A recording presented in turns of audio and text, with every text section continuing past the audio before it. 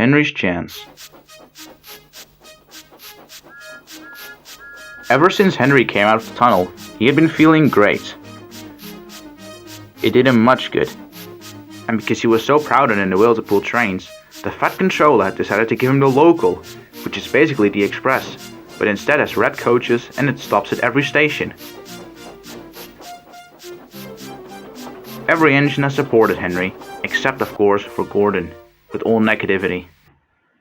As soon as he heard that Henry pulled the local, he sniffed indignantly. "You put a loco, you tell me now," he said. "That isn't dignifying. The local is just a simple cheap copy of the express, with just modified coaches. And what proper train stops at every station?" "Every proper train does," grins Henry. "And if there wasn't a train to stop at every station, what would the point of several be?" "My point is," sniffed Gordon, "that your train is unworthy. Take an example of the express. It runs on time, goes much faster, and it's more dignifying." Henry felt sad, but deep down he knew the local was important as much as the express.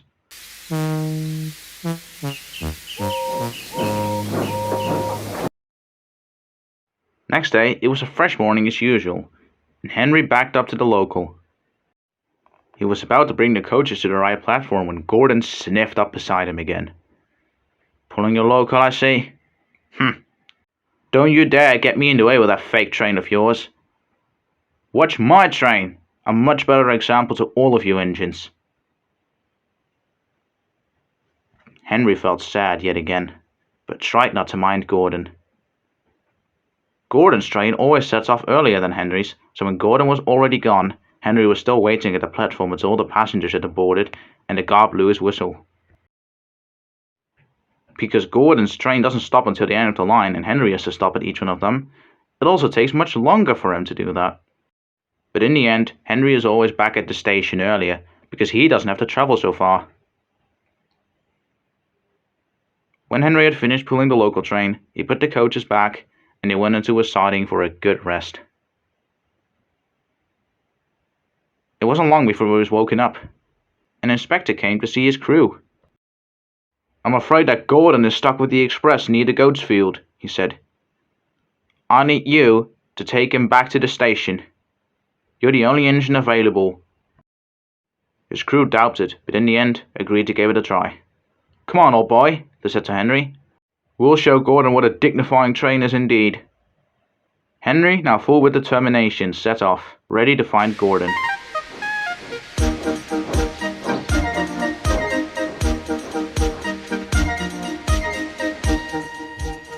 He soon found Gordon, stranded somewhere in the countryside, with the heavy express.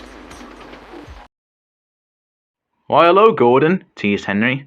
"So your important fast train got stuck after all? Don't worry, I'll have you back to the station in record time." "Come on, Henry," said the driver. "Do you think you can move 5 coaches and a big engine?" "I'll certainly have a good try," said Henry. So with lots of fire from the firemen, and a bit of help from Gordon, Henry finally got the train started and took it all the way to the next station.